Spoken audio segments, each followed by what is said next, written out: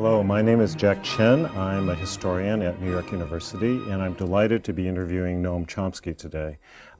We will be discussing Asian American and Pacific Islander issues, both in terms of the growing numbers of Asian Americans and Pacific Islanders in the United States, and many of them are at our college campuses, but also especially focusing on issues of race, its relationship to foreign policy, intercultural kinds of questions, and also questions of philosophy and education. So Noam, I thought it'd be useful to maybe contextualize a little bit. I'm sure at MIT, but certainly at NYU and places like Stony Brook here, there are a lot of Asian American students, and many of them are coming as the children of recent immigrants. Korean Americans have a term for it, 1.5ers, 1.5 generation. And it's my understanding that also you could be, I don't know if you would consider yourself that way, but in many ways you're the child of immigrants, and you spoke, did you speak Yiddish? No, my parents refused to let us speak Yiddish. Okay. That's for different reasons, however. Okay. That's because there was in the Jewish immigrant community, there was kind of a Kulturkampf going on at the time between Yiddish diaspora-oriented and Hebrew, then Palestine-oriented. And right. My parents were on that side. Of course, there was other whole groups that just wanted to drop it all. Right. So you spoke Hebrew then? I didn't actually speak it, but it was in a Hebrew culture. Okay, Learned it. Right.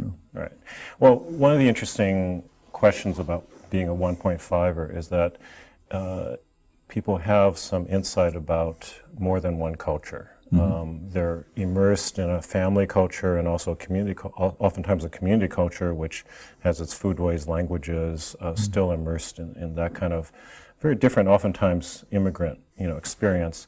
And then they're also engaged with various aspects of kind of the dominant U.S. culture. And so part of what I think is very interesting now about Asian Americans who are in this country is that they're kind of negotiating that. Korean Americans in particular have talked about being caught between cultures.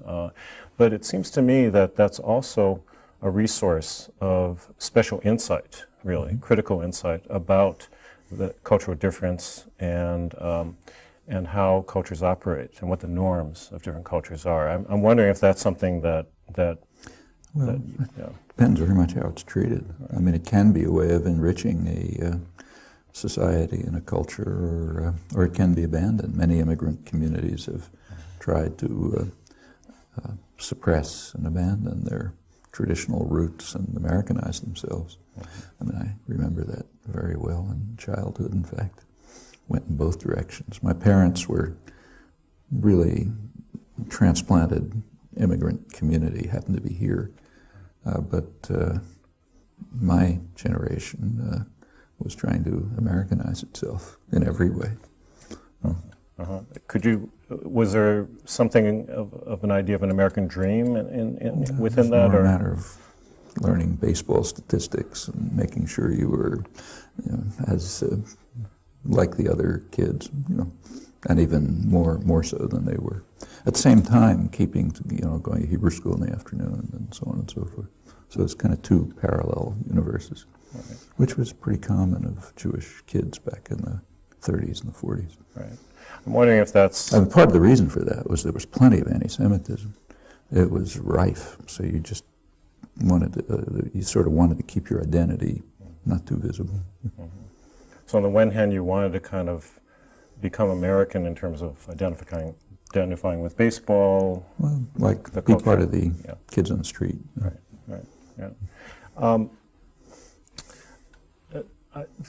I kind of want to share with you maybe a few people that I've been working with, and because I think their experiences in some ways embody the tension of being caught between different cultures, and also clearly what happens in Asia has affected them deeply here, but it's also a process of discovering what those meanings are.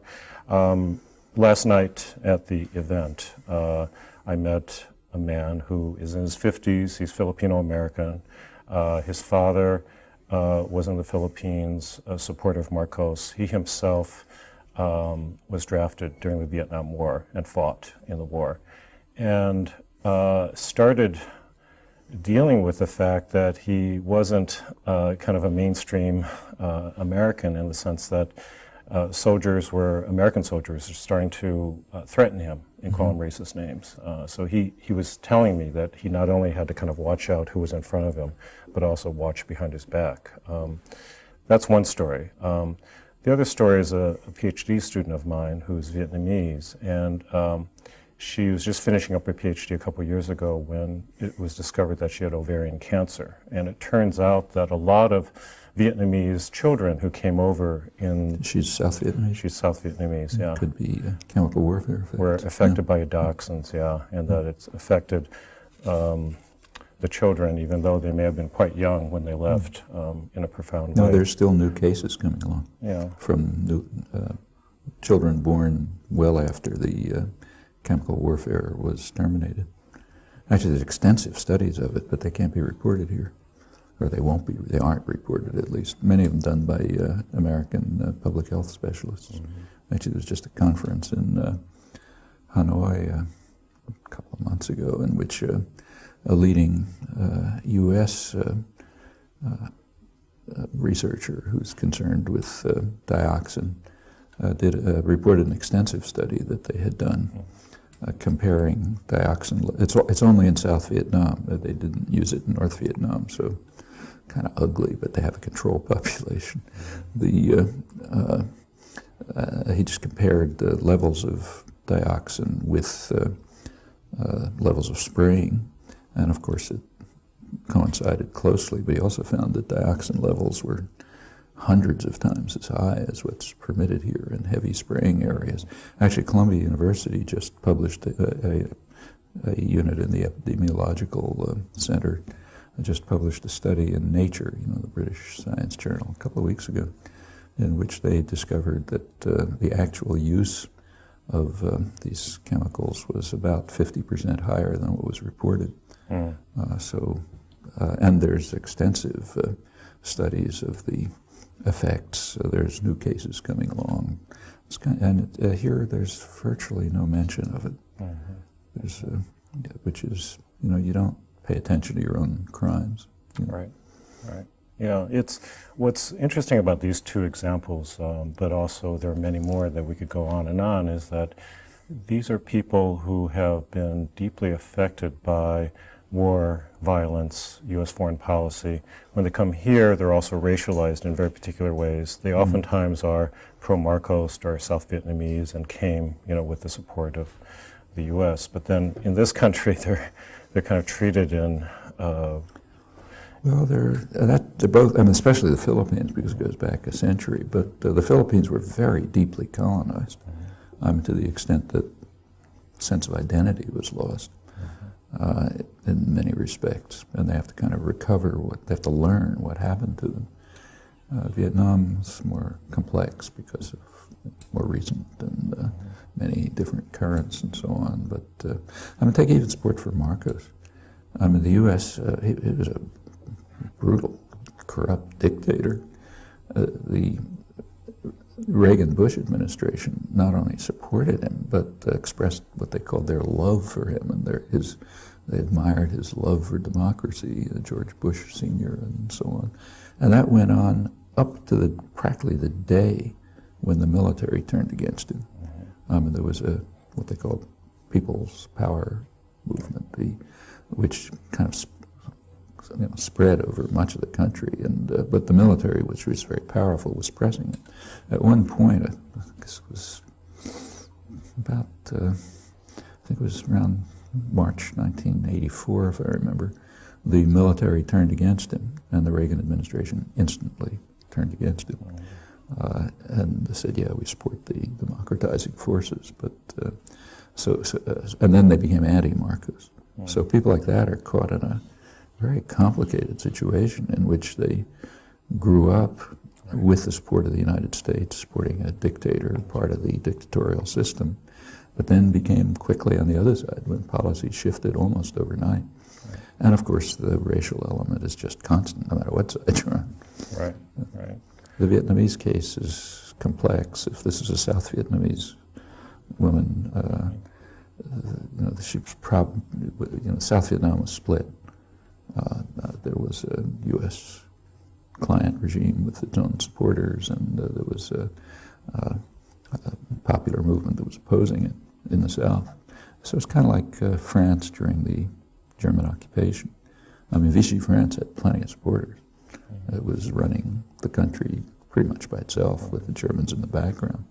The resistance had plenty of supporters, and in fact, after the war, there were pretty serious reprisals. Thousands of people killed. Right. So that's pretty common in countries that are colonized. Part of, I think, the challenge of Asian American studies and that perspective that brings to, let's say, American studies and American history is that you have people who have migrated here, who come out of these experiences.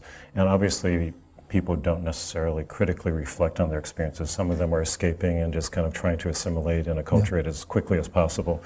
But in their backgrounds, I mean, what was interesting about this Filipino-American man is that he didn't really think about his identity, even after having been in Vietnam and having had the experiences he had, until he had grandchildren. And then he began thinking about what was he going to tell his grandchildren, what identities. Well, what did he know about Philippine history? Well, probably not much. Not much, right. Because it was wiped out in the colonial experience, virtually wiped out.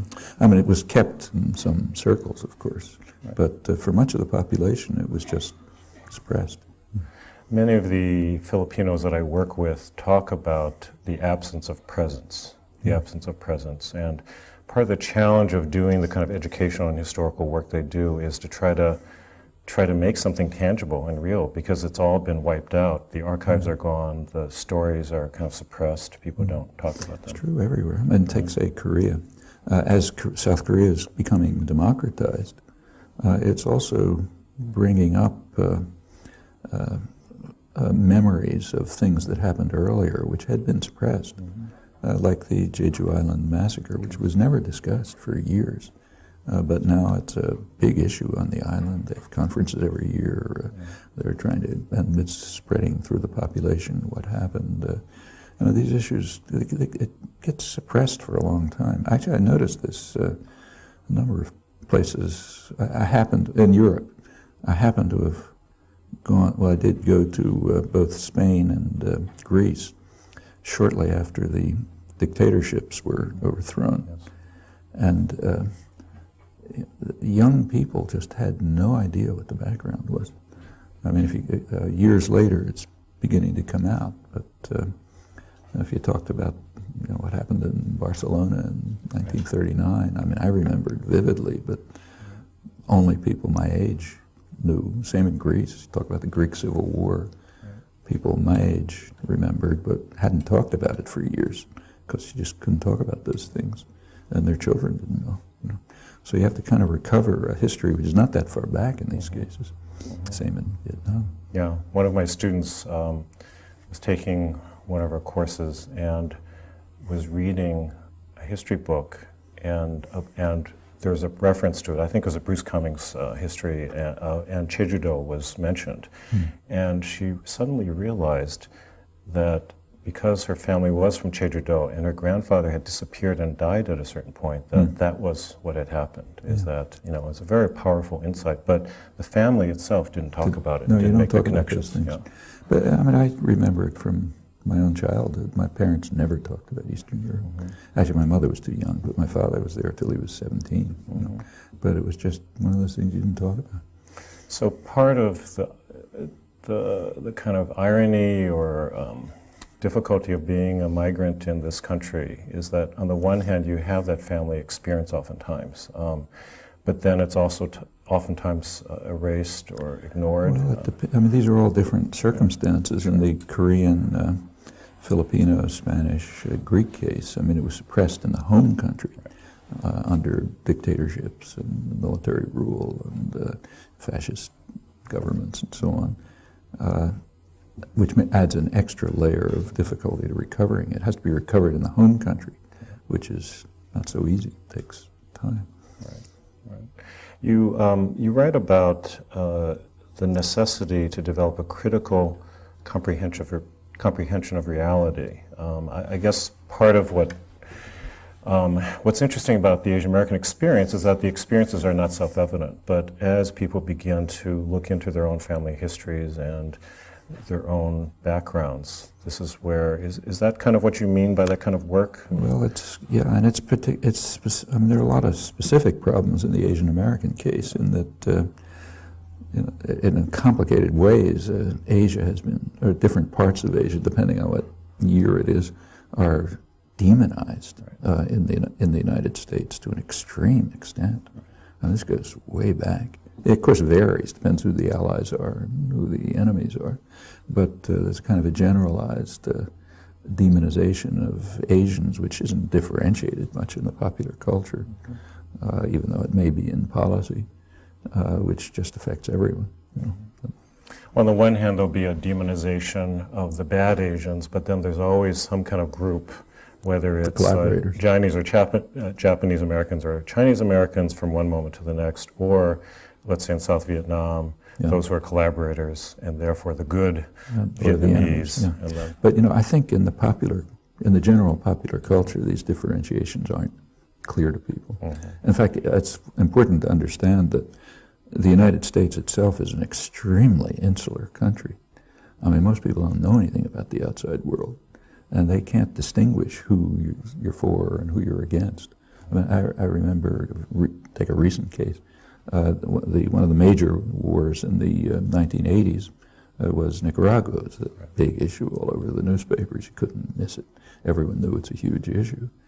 Well, my wife and I went down a number of times, and we had friends people who have college degrees, educated people, who assumed that we were visiting the Contras. The reason is that the U.S. supports governments, and they know we're these kind of crazy types who have funny ideas, so we must be visiting the guerrillas. This is the lead issue in the newspapers, and they know which side the U.S. government was on. Just imagine if people who don't even, barely know where Asia is are trying to sort out who are the friends and who are the enemies. Right, absolutely. More recently, there are a lot of Asian American students on campuses. The Stern School of Business at NYU, for example, has 60% Asian Americans among their students. And the representation... Is that from Asia or from the United States? Asian Americans? Asian Americans, many of them 1.5ers, yeah. And there's a popular representation, especially among neoconservatives, of Asian Americans as kind of the model minority, used as a way to point to poor African Americans and Latinos as, well, these are examples of a minority, and they've helped themselves, et cetera, et cetera. Yeah. And how would you understand that in the global context? That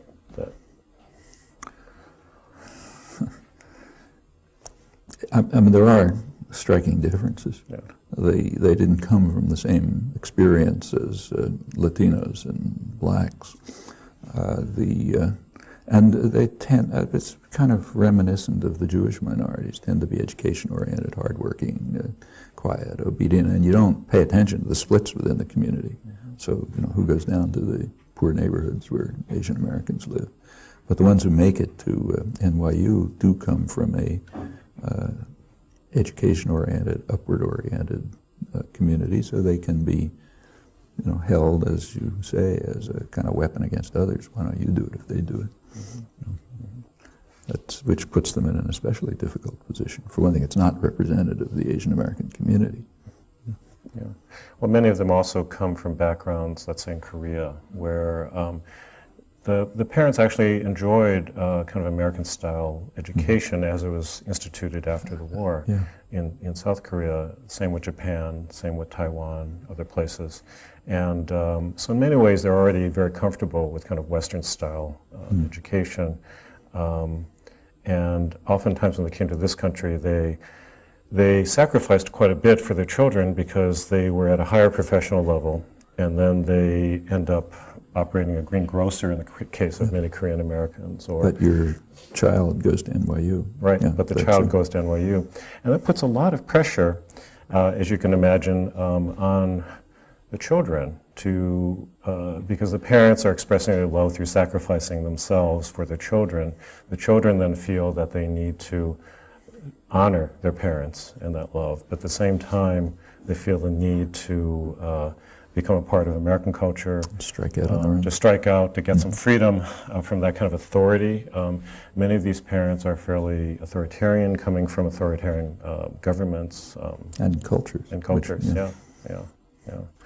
So what would you say, what would you say to some of these students? Because it's... Can't tell people how to live their lives. I don't give advice to my own children. Ah. If I did, they'd be smart enough not to listen, so it doesn't. Well, maybe I should ask it a different way, which is, if they're struggling to try to understand some of that themselves, many of them will kind of work it out in terms of this personal, kind of animosity or rebellion against their parents. But it seems to me that they've really come out of a larger historical moment, post-war, post-World War II Asia, wars in Asia, and they've got a difficult relationship with this country and this culture in many ways. So. Yeah, that could turn out to be more difficult because the conflicts are simmering and could blow up again.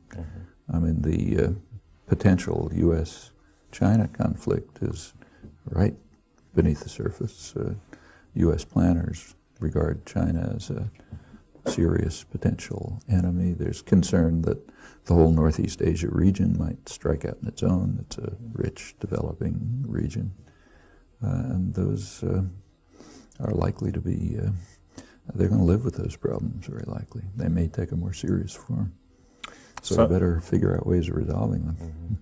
Some economists are projecting that in 2020, China's economy will be the same size as the U.S.'s economy if it continues to grow. Obviously, with the SARS incident recently, that's... Well, SARS, actually, I think one should see as reflecting another sort of hidden problem in China, and that is that since the reforms, the sort of market reforms have been taking place, a lot of the support system has collapsed. Right. So the health system is pretty well gone. Actually, there was recently a study done by a Harvard University group and Harvard Medical School and Beijing University, some university there, medical school, trying to see if they could give a realistic analysis of growth rates in China if they took into account the loss of support systems. So if you lose your health support system and you have to deal with it yourself, that's a cost. And growth declines if you take that in. So they tried, it's a tricky study, but they tried to do an estimate, and their figures were not impressive. By their analysis, Chinese growth rates were very low if you took into account the collapse of pension systems, support systems, health systems, and so on. And I strongly, China is so secretive, you can't really figure out what's going on very well, and the statistics are probably very dubious. But it's very likely, I suspect, that the SARS concerns have to do with the collapse of a preventive health system. Whatever one thinks about Mao's China, it had pretty successful health outcomes. Actually, it's interesting the way this is dealt with here. The main person who's studied, the economist who studied famines and social policy and their effects, is Amartya Sen, won the Nobel Prize for this work. A very important work. Half of his work is known. The other half, which is in the same papers, is not known. What his main studies, he and his colleague Jean Drèze, compared China and India, which is a good comparison. They're both colonized, became independent same time, late 40s, and they were different countries. Large populations. Yeah, and similar in many ways, levels of development and so on. One of his main contributions was studying the terrible Chinese famine in 1958 to 60, when maybe 20 million people died, big, terrible famine, and he treats that as a political crime, basically an ideological crime. It's not that the center wanted to kill people, it's that they didn't get any information. Totalitarian society, you don't get a flow of information up and back, and simply didn't know what was happening, and no critical commentary, and they couldn't do anything about it. In India, he points out, which is a capitalist democratic society, they did get information, so there were flows of information up and back, and criticism and so on. And India never suffered any such famines after the British were kicked out. There were plenty of them before. But since independence, hadn't had a major famine. And this is the well-known part of Amartya Sen's work, shows how awful the communists are. Take a look at the same papers, and the other half of the paper does a different analysis. It compares mortality rates in India and China since independence. Well, in China, they went way down because they instituted rural health programs and barefoot doctors and preventive medicine for the huge, rural, overwhelmingly rural population. In India, they didn't. They followed capitalist principles. You don't do anything for people, do it on their own. Well, it turns out that the death rates in India declined much more slowly. And if you look at the gap, well, I'll just quote their own conclusion. What they say is every 8 years, India put as many skeletons in its closet as China did during its years of shame. Meaning during the period that they studied, 1947 to 1979, that's 100 million extra deaths in India. Well, that's pretty serious. And that's also, they treat that as an ideological crime too. Comes from government policies. You could have carried out preventive medicine and rural health care and so on, but they didn't. Well, that half of the study is unknown, unreported. When Sen got his Nobel Prize, I didn't see a single mention of it, and it's hard to miss. It's in the same papers, the same books, but it doesn't fit the requirement. So that's our ideological crime. It doesn't fit our ideological requirements. Anyway, going back to China, that system has been lost. And in fact, their study, San Andreas, goes a little beyond 79, and they say that at the very beginning of the reform period, 79, the death rate started, the decline slowed, Whether that continues, I don't know. But if these facts are taken into account, you get a rather different picture. And I strongly suspect that the SARS epidemic has to be looked at in that context. I mean, there's a concern that if it spreads to the countryside, where the health support systems have virtually collapsed, there could be a catastrophe. Right. Yeah, part of what you're pointing out is that usual indicators of economic development don't take into account people's well-being, healthcare. I mean, there is an effort, was done by Al-Haq and Sen and others to, and it's now part of the UN program, to construct an annual human development index, which is different from the growth index. And that takes into account a few things, like I think literacy, infant mortality, and maybe one or two other things. And if countries are ranked in human development, it looks quite different from economic growth. The growth is a very funny notion. It doesn't have much to do with most of the population.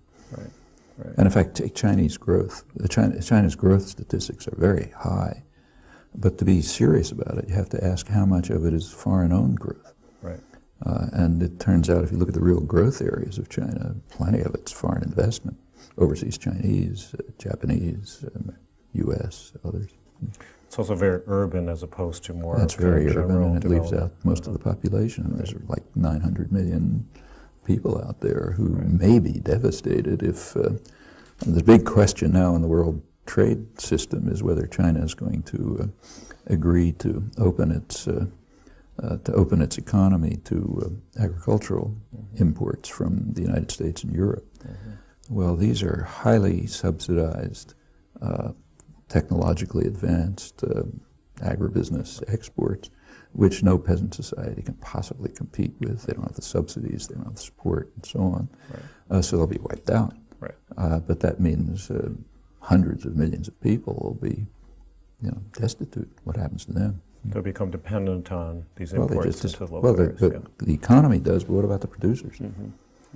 And peasant agriculture happens to be highly productive and very effective, but it cannot compete with subsidized high-tech agribusiness. It's Right. impossible. The same thing's happening in Mexico. Right. And in fact, all over the world, peasant communities are being, devastated by the fact that they can't, although they may be highly productive, and they are, in fact.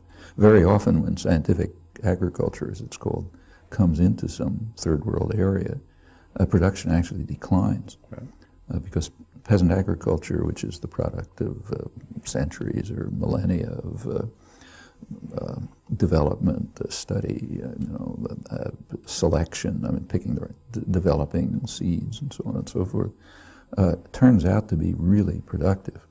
People know, this seed you plant under this rock Right. because the sun hits it in the afternoon and so on and so forth. Right. That's all gone when you have scientific, usually monocrop agriculture. Mm-hmm. Furthermore, the peasant agricultural tradition, though it's very rich, is unknown. The reason it's unknown is it's a women's culture. It goes from mother Mm-hmm. to daughter. So, right in the society, people don't know what it is.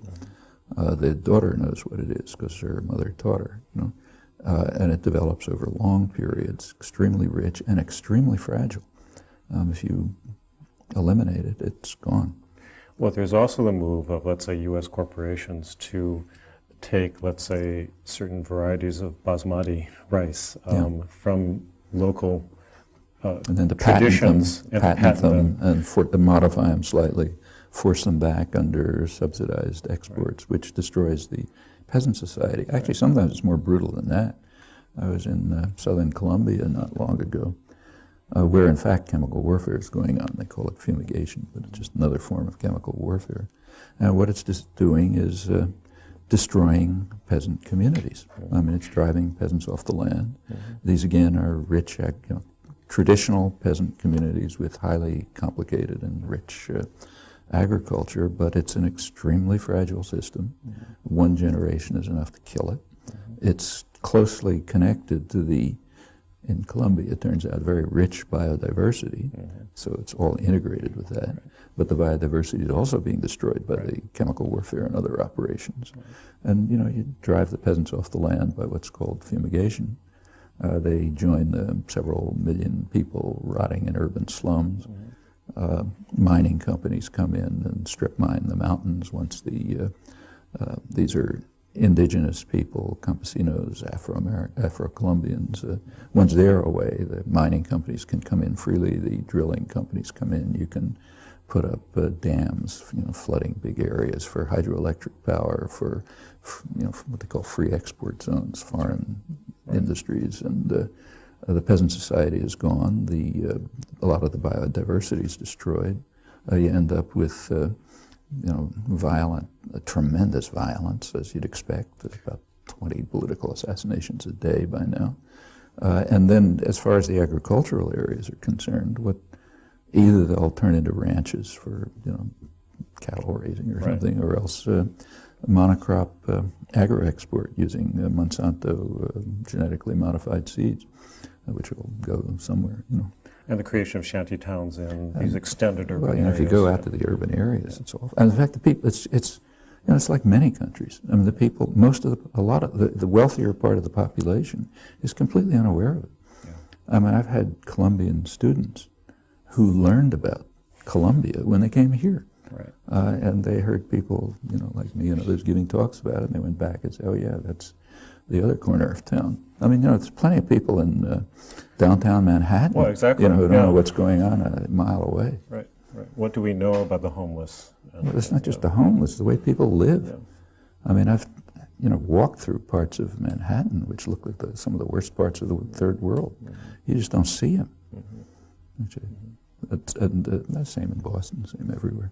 My own children, didn't see really a poor person in a serious sense until we happened to take them to Tijuana once. And they were kind of shocked. People lived like this. Well, in fact, they live like this just a couple of miles away from where we live, but who sees that? Right.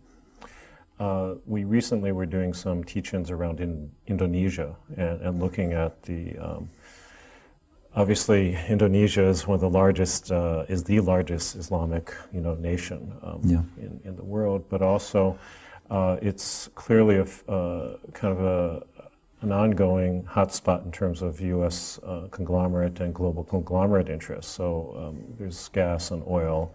There's also the natural resources of the forestry, and they're indigenous. Which is a devastating. I mean, it's being destroyed, actually, mostly by Asian exporters. Thai, others are just wiping out the forest illegally. You know. For their woods, for the teak woods and things like that. And it's illegal. By now, Indonesia has laws about it, but nobody's enforcing them. And that can have it's kind of like the destruction of the Amazon. You know, it's very dangerous.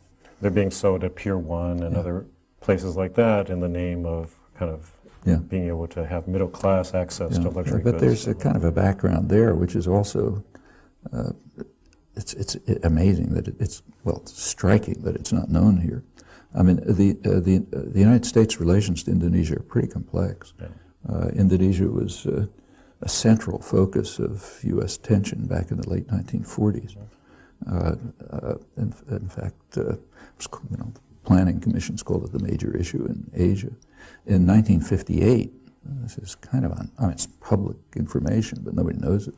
The U.S. carried out the Eisenhower administration carried out the largest clandestine subversive operation in post-war history to try to destroy Indonesia, to break it up, to separate the outer islands. They supported a military revolt to strip the outer islands away from Indonesia. The outer islands are where most of the wealthy resources are. The reason was that the Indonesian government was becoming too independent, was a pillar of the non-aligned movement, which the West hated, and also too democratic. The Indonesian government, though sort of an autocracy, was allowing a political party of the poor to function, and it was picking up support.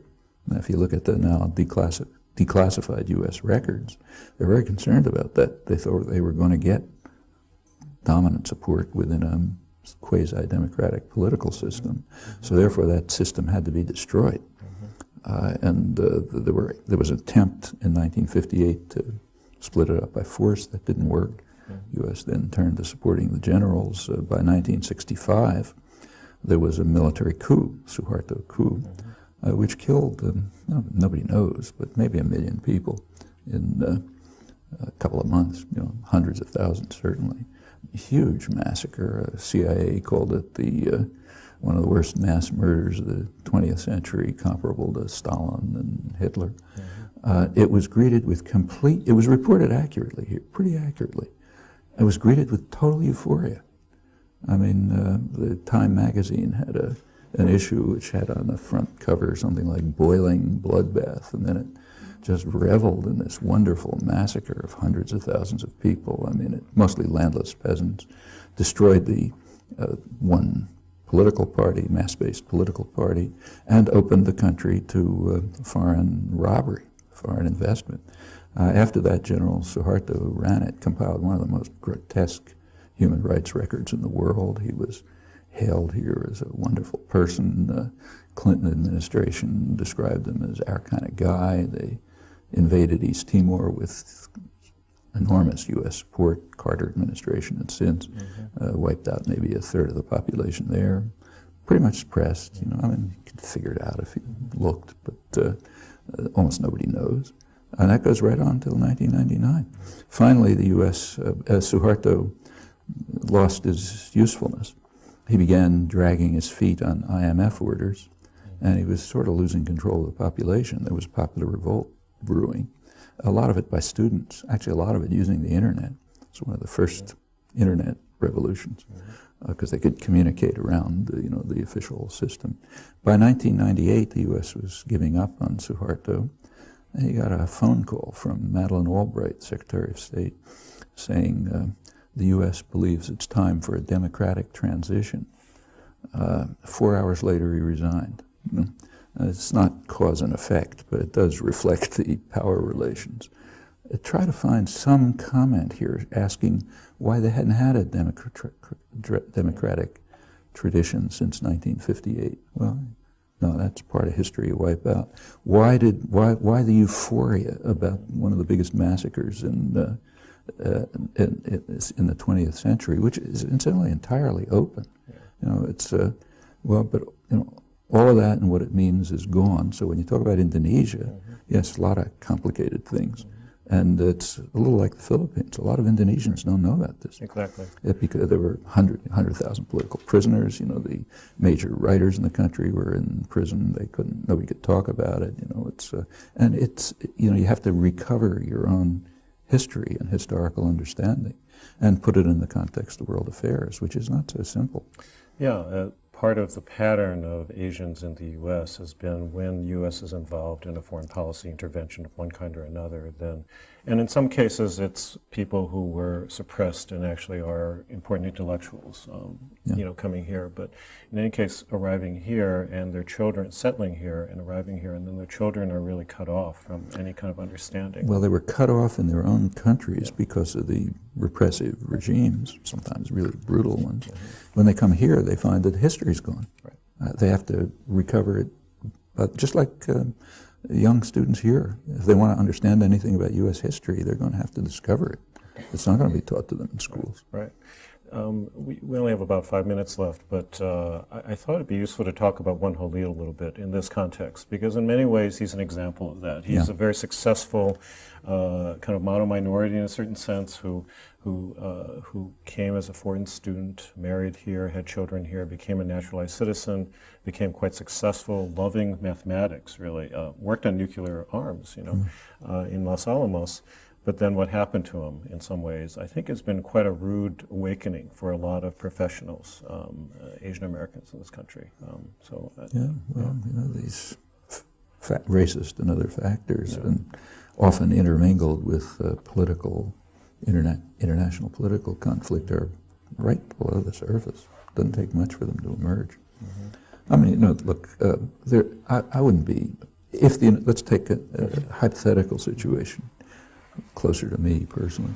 If the United States turned against Israel, which it could, there could be a major wave of anti-Semitism in the United States. It hasn't existed for maybe 30 years, but 40 years, but it could come back. All these things are barely below the surface. Well, when the U.S. spy plane got shot over China, all of a sudden in this country there were calls for boycotts of Walmart because they're selling goods made from China, and boycotts of Chinese restaurants. And suppose that China does begin to take what looks like an independent course. There's a lot of concern. I mean, U.S. military planning is oriented towards a potential Chinese threat. So what's called missile defense, which has nothing to do with defense. But it's understood by both the Chinese and by the U.S. To be a first strike weapon aimed at China, not anybody else. Yeah, and of course part of the concern, I mean, even if, let's say, Chinese Americans were pro-U.S. and didn't care about... what does pro-U.S. mean? I mean, like I'm pro-U.S. but against the U.S. government. Right. It's... depends what you think U.S. is. Right. Is it the population? Is it the culture, the society, state policy? It's a very interesting concept.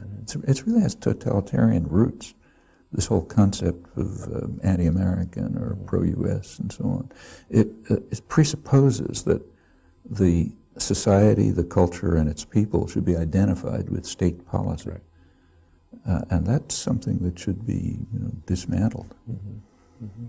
Yeah. So pro-U.S. is a term I don't like to use. Okay. Yeah.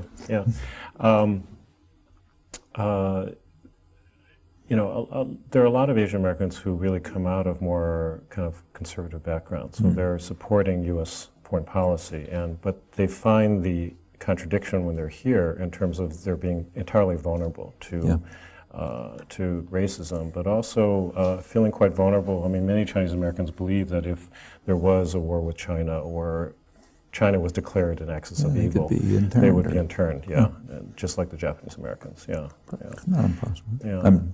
It's not going to duplicate it, but the hysteria over China has been extreme. The Red Chinese were the super demons in the 1950s. All kind of fantasies concocted about what they're planning to do to Americans, turn them into drug addicts. That particular thing was particularly ironic because it's the West that turned China into drug addicts by force, but that's been forgotten. Now there were fantasies about them going to turn us into drug addicts. And that could easily come back, just like the stories about Hispanic narco-traffickers were stimulated and built up in the late 80s, mostly for domestic and international political reasons. And it doesn't take long. These populations are very susceptible to that kind of propaganda. Right. It's worth bearing in mind that for whatever reason, I don't know what the reason is, we can speculate, but the United States happens to be a very frightened society and has been for a long time. Actually it goes back to colonial history, but in the modern period, it's dramatic. I remember my own children in school back around the early 60s being taught to hide under desks. Duck and cover, protect themselves from atom bombs, which are going to come from China probably, or Russia or someplace. There's no other, I don't think there's any other country in the world where any kind of such lunacy took place. But it's a strain that runs right through the culture and is always barely below the surface. It's a large part of the gun culture is based on that. Plenty of people really think they need guns to protect themselves from, and you should see who they're protecting themselves from. There are parts of the country where people are protecting themselves from the United Nations, which is sending black helicopters over to carry out their plans of the genocide of Americans, or aliens, this fear of aliens, and of course communists, whoever the current enemy happens to be. But these are strains that are just beneath the surface, and they can show up in very ugly ways. Right. Okay, we're going to need to wrap up this segment, but we wanted to open up for questions and comments.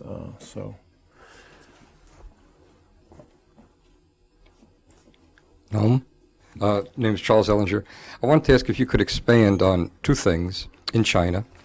One being, I understand that while there's a rapid growth, it's going to investors and the Communist Party operatives, but not so much to the peasants, to the extent that I've been told that there have been some physical uprisings in the country, and that it might actually be a forebearer of a revolution. This is according to a group called China Study in New York City.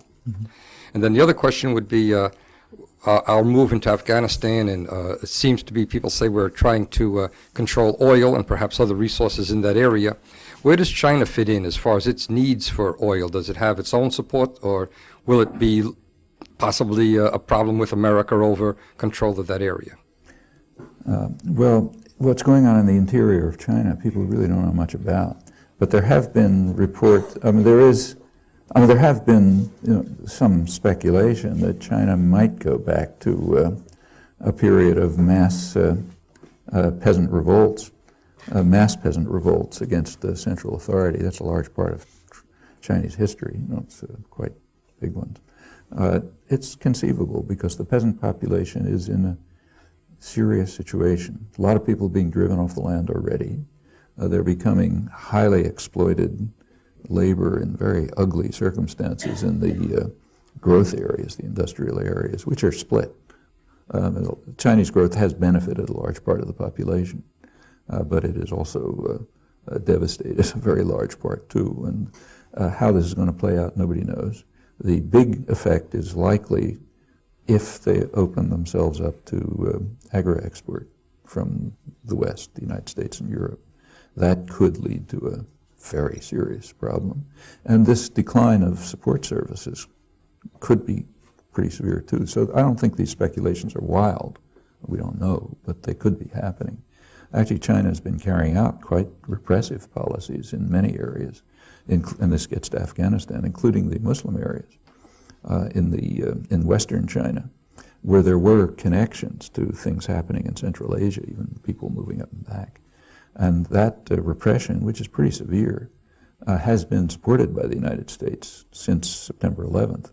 September 11th gave a kind of gave a free rein to repressive governments all around the world to become more repressive. So Russia and Chechnya, China and Western China, with authorization from Washington, now they call it counterterrorism. But that actually is a link.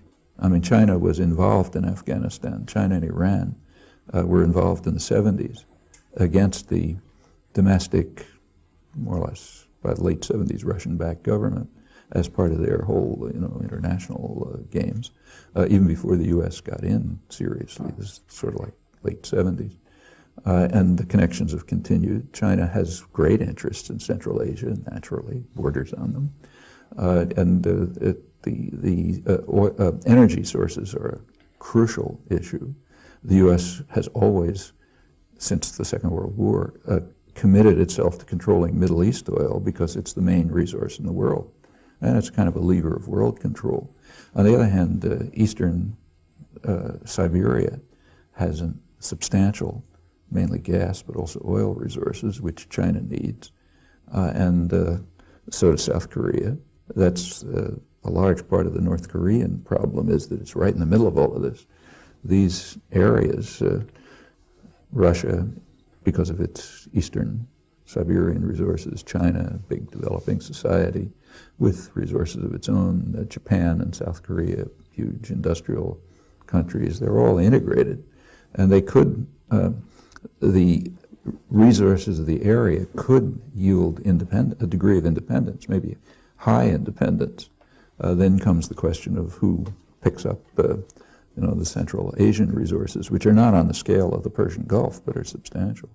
So yes, these are major concerns for planners and could be large parts of future evolving policy. Incidentally, as far as Afghanistan is concerned, the U.S. didn't go in there because it wants oil. There's nothing much in Afghanistan. They could use a pipeline, but it's a secondary issue. I think too much was made of that. The U.S. does want military bases there, and also in Central Asia, but that's because of Central Asia and the Persian Gulf. It seems a common theme in an oppressive situation, whether it's in a family or whether in a society, is the power of silence. Certainly in a family unit, if there's some type of abuse going on or whatever, there's that strong network of keeping people quiet. And then it spills out. Could you talk about the power of silence a little bit? Is that from humanness? Is that from a societal thing? Where does that come from? Well, it certainly is pervasive. I mean, the domestic abuse issue is a remarkable example of it. I mean, I didn't know anything much about it until very recently, but happened to have learned about it, and I've just been shocked by what I've discovered. I mean, in my own town, which is professional, educated, relatively wealthy town, it turns out, I've often wondered what the police do in that town. There's nothing to do except chase lost cats or prevent black kids from coming in a dilapidated car. They're kind of like a border police. But it turns out that they have 2 or 3 cases a week where they're actually called to, by a 911 call that gets them to a home for domestic abuse cases. I would have never guessed that this could have happened here. And yes, it's silenced. And it's silenced within families. It's silenced among friends. I have a close friend who happens to be a radical woman lawyer who works in a radical law office, a lot of it on feminist issues. One of her colleagues was coming in bruised, and they suspected that some problem was taking place, but she said nothing. She was killed. So right in the middle of the most, sophisticated, conscious area. And I tell you, I can remember that from childhood too. As we said, I was in an immigrant community. We happened to be the only Jewish family in a mostly Irish and German Catholic neighborhood. It was in the 1930s. Very anti-Semitic. The street life for myself and my younger brother, 2 Jewish boys, was a tricky issue, because the anti-Semitism was extreme. We never told our parents about it. I don't think our parents ever knew till they died, and they never knew what life was like in our own neighborhood. You just didn't talk to your parents about those things, and they didn't talk to you about things. And this is inside families, closely knit families. When you go beyond, the things we've been talking about, silence about crimes, stories that aren't ideologically acceptable and so on, it's overwhelming. In fact, as you know, in the women's movement, began in a serious way in the late 60s, early 70s, a lot of it was just telling the truth about ourselves. Yes. Let's face the truth about our own lives, because we've been silent about it. Nobody talked about it. It's just you accept it as the norm. If you bring out what your life is actually like to yourself, it can be revolutionary. Thank you. We only have just a minute left, unfortunately, but one of the quotes that you referred to is John Dewey in your Miseducation book, and I'll just read it. The ultimate aim of production is not production of goods, but the production of free human beings associated with one another on terms of equality. Could you just maybe end with a few comments about that?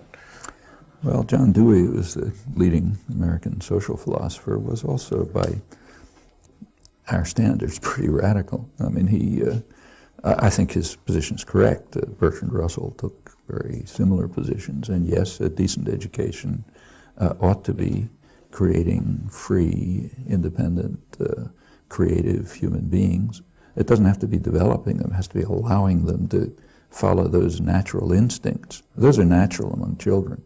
The educational system has to beat it out of them and make them obedient and subordinate and so on. But a decent educational system would allow these natural aspects of human nature to flourish and encourage them. And it would be part of developing a free and democratic society of real participation. But of course that runs counter to elite interests. It's worth remembering that the United States was not founded to be a democratic society, and elites do not want it to be a democratic society. It's supposed to be what political scientists sometimes call a polyarchy, a system basically of elite decision and public ratification. And if you had the kind of educational system that Dewey spent his life committed to, you wouldn't be able to sustain that. People would become active, involved, engaged, and would try to create a truly functioning democratic society, which would, as Dewey also pointed out, require industrial democracy. That means democratizing production, commerce, and so on, which means eliminating the whole structure of capitalist hierarchy. His positions were, well, I mean, it's very it's real Main Street America, but radical from the point of view of prevailing doctrine. And I think he's quite right about that. In fact, just to go to politics, Dewey also pointed out that unless that's done, politics will remain what he called the shadow cast by business over society, and the educational system will be a system of indoctrination and control. I was lucky as a kid to be sent to a Deweyite school, and it was quite an exciting experience. On that note, we have to wrap up, but thank you very much. This is